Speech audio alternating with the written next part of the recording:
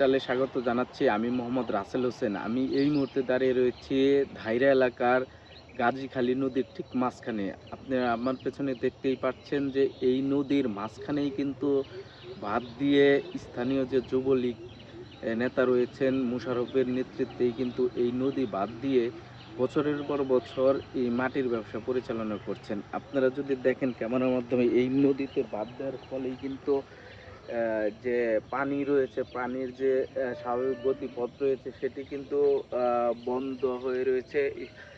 মাঝখানে পাইপের মাধ্যমে কিন্তু পানি নিষ্কাশনের ব্যবস্থা করলেও সেই পানি কিন্তু স্বাভাবিক চলাচল ব্যাহত হচ্ছে।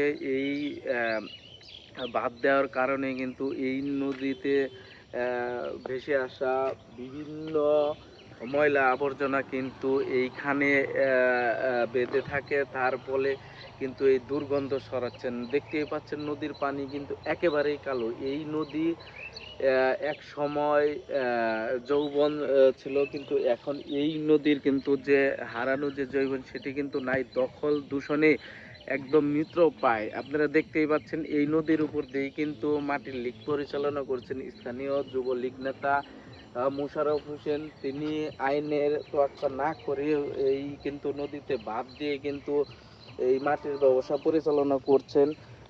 আপনারা দেখতেই পাচ্ছেন যে পানি কিন্তু একেবারেই কালো হয়ে গেছে। আর এইখানে যে ময়লা আবর্জনা ভেসে আসছে সেগুলো কিন্তু এই দুই পাড়েই বেঁধে থাকছে। আর আপনারা দেখতেই পাচ্ছেন এই নদীর পাড়েই কিন্তু বসত বাড়ি রয়েছে। এই বসত বাড়ির লোকজনের সাথে কথা বলেছিলাম, তারা যেমনটি জানিয়েছেন এই বাড়িতে তারা কিন্তু এই নদীর যে পানির দুর্গন্ধ, ময়লা আবর্জনার দুর্গন্ধ, এই বাঁধের কারণে তারা কিন্তু বাড়িতে থাকা তাদের কষ্ট হয়ে পড়েছে।